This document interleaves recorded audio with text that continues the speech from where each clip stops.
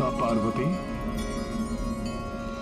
आइए स्वामी, स्वयं अपने नेत्र से माता का रौद्र रूप देख लीजिए।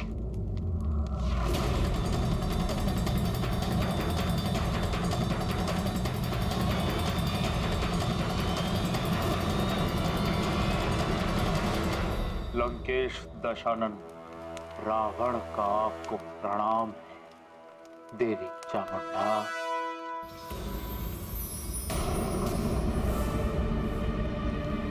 ये कैसे हो गया? स्वामी मेरा विश्वास कीजिए, मैं सत्य कह रही हूं। अभी कुछ क्षण पूर्व इन दीपकों की ज्योति ज्वालामुखी भांति भभक रही थी और माता के चारों ओर उनकी क्रोध की अग्नि जलती हुई दिखाई दे रही थी। हाँ, ये देवी के क्रोध की नहीं, आपके भ्रम की अग्नि है जो बार बार भड़क रही है।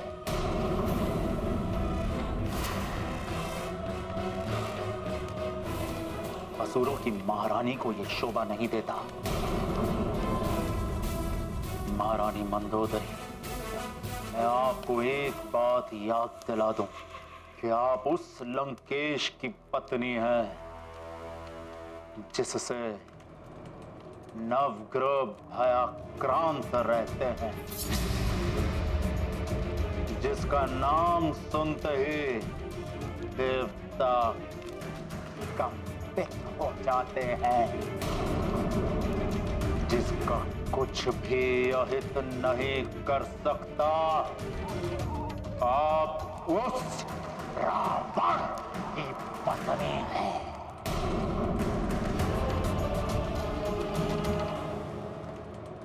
माता, मैं यहाँ किसी का कोई अहित करने के उद्देश्य से नहीं आया हूँ। मैं तो मात्र इसलिए तुम्हारे यहाँ आने का उद्देश्य मैं भाप चुकी हूँ हनुमान। तुम यहाँ देवी सीता को ढूंढने आए हो ना, जिनके विक्षोभ में तुम्हारे प्रभु श्री राम व्याकुल हैं। ये कार्य लंकेश रावण का ही है।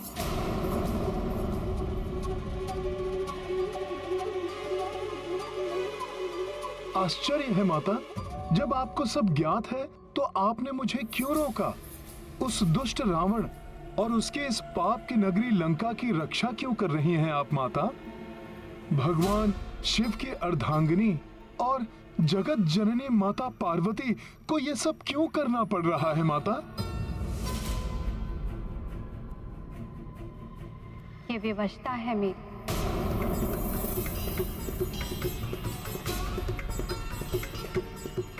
विवशता? आपको कोई कैसे विवश कर सकता है माता? तुम जानना चाहते हो तो सुनो हनुमान। रावण कुशल संगीतज्ञ है। एक समय महादेव के भक्त रावण ने स्वामी को प्रसन्न करने के लिए संगीत और स्तुति को माध्यम बनाया। ऐसा मधुर संगीत था उसका कि संपूर्ण ब्रह्मांड संगीतमय हो उठा। जटाटवी गलज्ज्वल प्रवाह पावितस्थले कलेवलम्ब्य लम्बितां भुजंग तुंग मालिकां डमट डमट डमट डमन्निनाद भट्टवर्वयं चकार चंड तांडवं तनोतु नः शिवम्। जटाकटाह संभ्रम भ्रमन्निलिम्प निर्झरी विलोल वीचि वल्लरी विराजमान मूर्धनि धगद् धगद् धगज्ज्वलल्ललाट भट्टभावके किशोर चंद्रशेखरे रति प्रतिक्षणं मम। धराधरेन्द्र नंदिनी विलास बंधु बंधुर स्फुरद्दिगंत संतति प्रबोधमान मानसे कृपा कटाक्ष धोरणी निरुद्ध दुर्धरापति क्वचित् दिगंबरे मनो विनोद मेतु वस्तुनि। प्रफुल्ल नील पंकज प्रपंच कालिम प्रभावलंबि कंठ कंदली रुचि प्रबद्ध कंधरम स्मरच्चिदं पुरच्चिदं भवच्चिदं मखच्चिदं गजच्चिदाद कच्चिदं समंत कच्चिदं भजे। जयत् त्वदभ्रविभ्रमभ्रमत् भुजङ्गमश्वसत् विनिर्गमत्क्रमस्फुरत् करालभालमव्यवाढ्यमिद्धिमिद्धिमिध्वनन् मृदङ्गतुङ्गमङ्गल ध्वनिक्रमप्रवर्धित प्रचण्ड ताण्डवः शिव कदा निलिम्प निर्झरे निकुञ्ज कोटरे वसन् विमुक्त दुर्मतिः सदा शिरस्थ मञ्जलिं वहन् विलोल लोल लोचनो ललाम भाल लग्नकः शिवेति मन्त्रमुच्चरन् कदा सुखी भवाम्यहम्।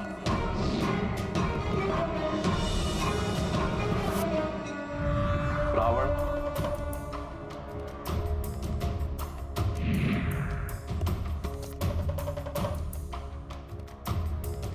मेरे प्रभु,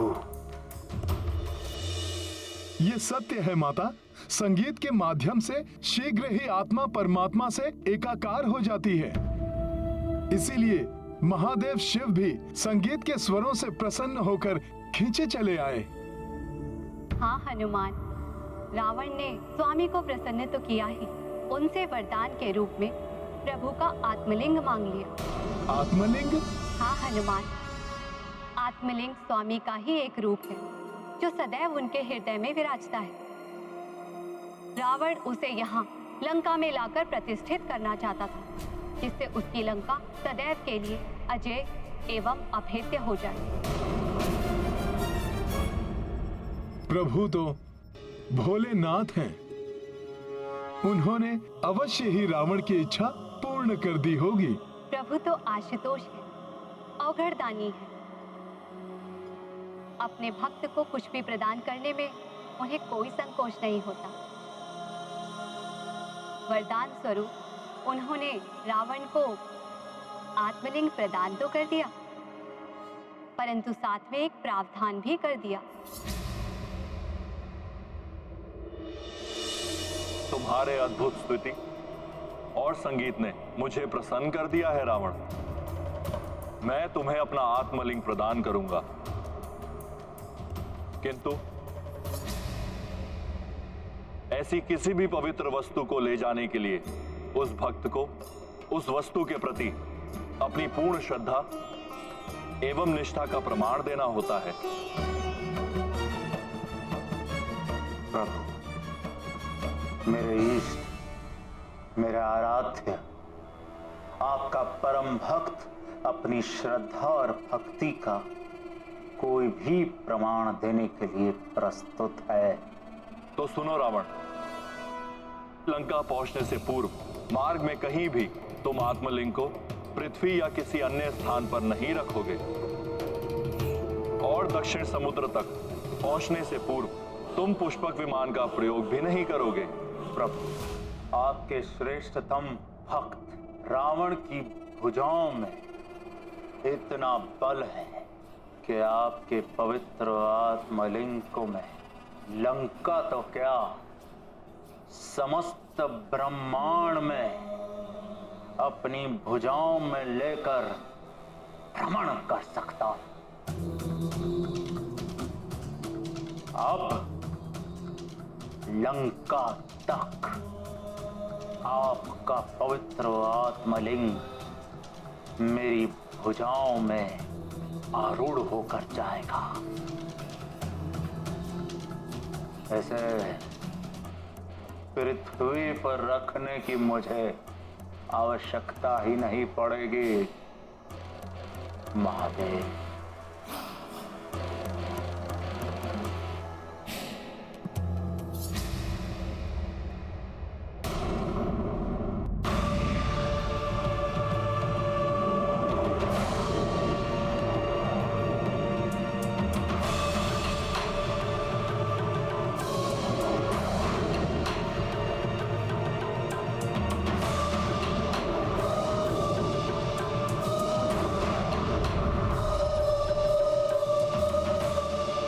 महादेव, आपके कथनानुसार ही अब आपका ये भक्त रावण आपके आत्मलिंग को बिना भूमि पर रखे ही उसे लेकर लंका पहुंचेगा। स्मरण रहे रावण, यदि लंका पहुंचने से पूर्व मार्ग में तुमने कहीं भी लिंग को पृथ्वी पर रख दिया तो यह वहीं स्थित हो जाएगा और फिर तुम्हें रिक्त हाथ ही लंका लौटना पड़ेगा। माता, रावण तो महाबली था। वो कैलाश से दक्षिणी समुद्र तक बड़ी सहजता के साथ प्रभु का आत्मलिंग लेकर जा सकता था। हाँ पुत्र, रावण स्वामी के आत्मलिंग को उठाए हुए वन, नदियां, पर्वत आदि पार करता हुआ लंका की ओर बढ़ता चला गया। तब देवताओं ने उसके मार्ग में अनेकों बाधाएं उत्पन्न की। वायुदेव ने धूल भरी आंधियां चलाई, परंतु रावण सतत आगे बढ़ता चला गया।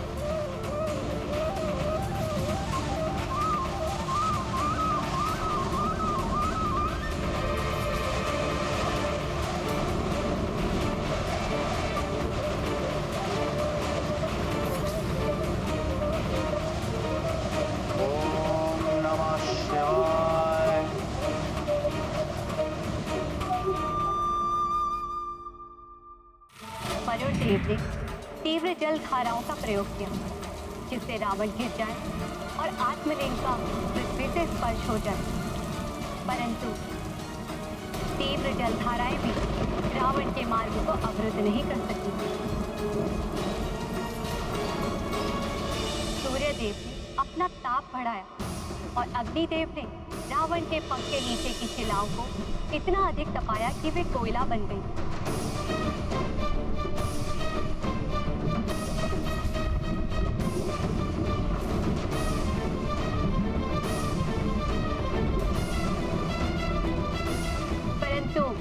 रावण की इस यात्रा को कोई नहीं रोक सका।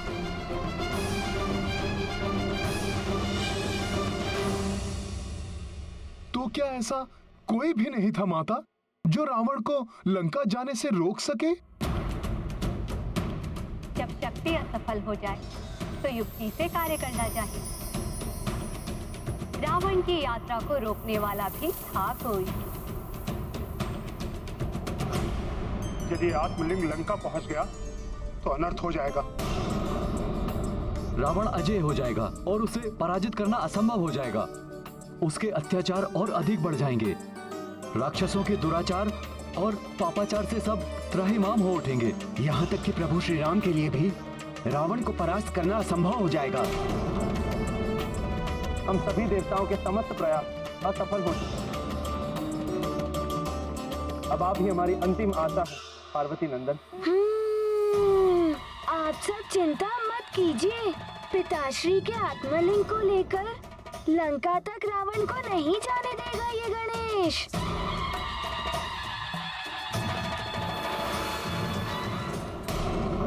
प्रणाम देवगणों। आप सब चिंतित ना हो।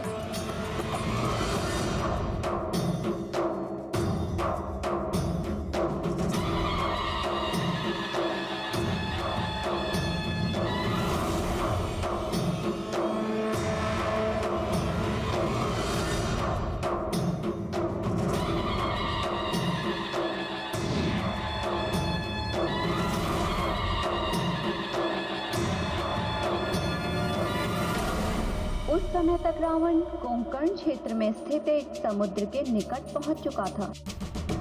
उसके संध्या वंदन का समय हो रहा था।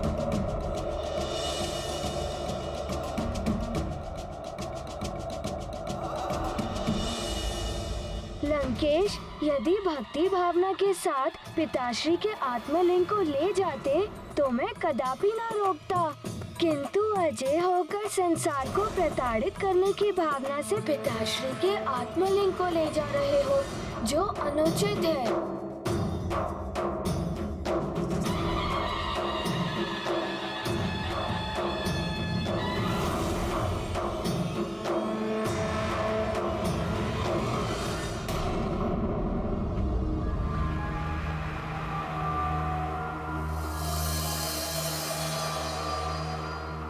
सूर्यास्त हो रहा है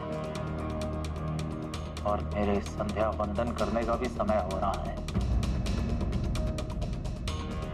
महादेव ने तो पृथ्वी पर शिवलिंग को रखने से मना किया था, लंका पहुंचने से पूर्व मार्ग में कहीं भी तुम आत्मलिंग को पृथ्वी या किसी अन्य स्थान पर नहीं रखोगे। फिर मैं संध्या वंदन कैसे करूंगा?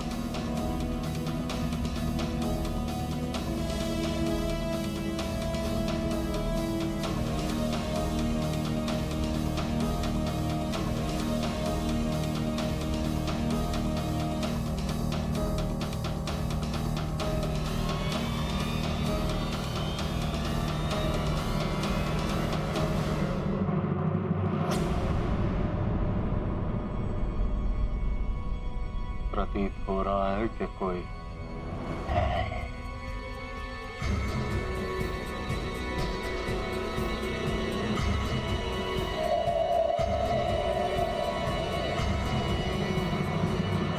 आप ये प्रभु का शिवलिंग लिए यहाँ कहाँ जा रहे हैं?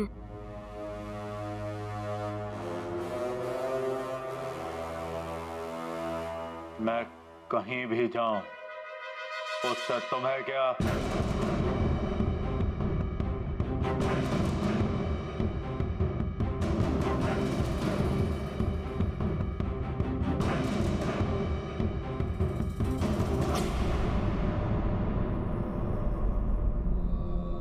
ब्राह्मण बालक, मैं कौन हूं ये तुम्हें अभी ज्ञात नहीं हुआ है।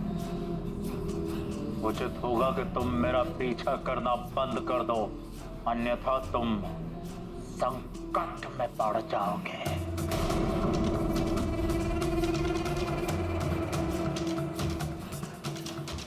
मैं तो महादेव का भक्त हूँ। प्रभु का शिवलिंग देखा तो तुम जो भी हो, मैंने कहा ना, पीछे हट जाओ, मेरा पीछा ना करो।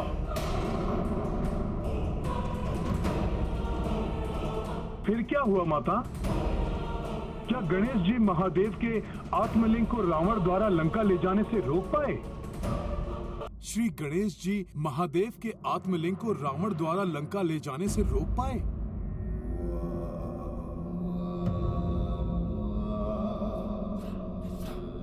ब्राह्मण बालक, मैं कौन हूं ये तुम्हें अभी ज्ञात नहीं हुआ है।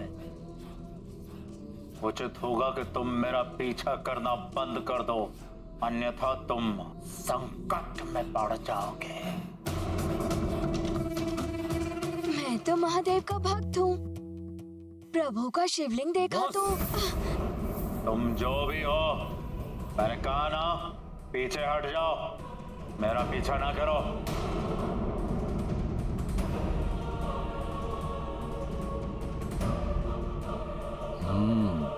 ये बालक दिखने में तो शक्तिशाली प्रतीत हो रहा है। यदि इससे कहूं तो ये मेरा संध्या बंधन पूर्ण होने तक शिवलिंग को हाथ में पकड़े रख सकता है। ब्राह्मण बालक, रुको।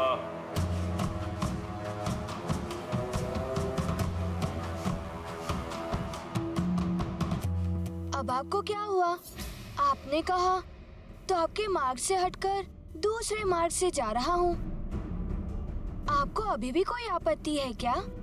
नहीं, आपत्ति नहीं। मुझे कुछ काम है तुमसे। नहीं नहीं, मुझे नहीं करना आपका कोई कार्य।